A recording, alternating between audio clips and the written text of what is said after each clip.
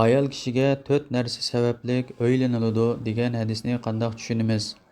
Dunyoga mashhur ahli sunnat fatvo turbeti Islom savol-javob to'ridagi 34170 nomerlik savol.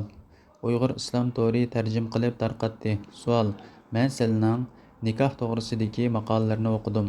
Ammo men shu maqolada naql qilingan tövandagi hadisni toza yaxshi tushunolmadim. Rasululloh sallallohu alayhi va sallam ayol kishiga 4 narsa uchun o'ylaniladi: mol dunyo, go'zallik, nasab, dindorlik degan ekan. Bu hadisdan ko'ngildagidek ayol boy, chiroyli, esil nasablik va taqvodor bo'lish kerak degan ma'no chiqamdi. Dindorlik degan shart menga to'liq tushunishlik, ammo qolgan uchining shart qilinishini toza tushunolmadim. Mushu nuqtani tushuntirib qo'ygan bo'lsizlar. Javob: barcha hamdu sana Allohga xosdir. Bu hadisni Imom Buxoriy va Imom Muslim Abu Hurayra radhiyallohu anhudan rivoyat qilgan bo'lib, Rasululloh sallallohu alayhi va sallam mundaq degan: ayol kishiga 4 narsa sabablik o'ylaniladi: mol dunyosi, nasabi, go'zalligi va dindorligi. Sen dindor ayolni olgin, qo'ling to'pig'i milansin, ya'ni ishlaring ro'naq topsin.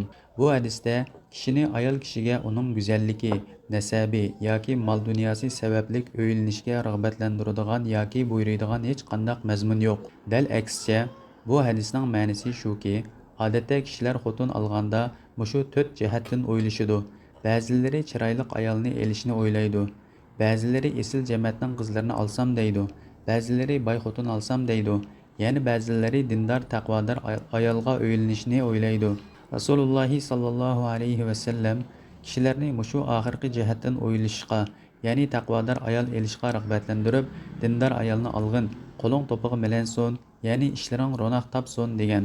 Imom Navaviy rahimahulloh Sahihul Muslim sharhida bu hadis haqida mundaq degan: bu hadisning ma'nosi haqidagi to'g'ri qarash shuki, Rasululloh sallallohu alayhi va sallam bu hadisda kishilarning ayol tanlash jihatidagi ahvolini, ya'ni odatda kishilarning ayol tanlaganda shu 4 jihatdan o'ylashadiganligini bayon qilgan.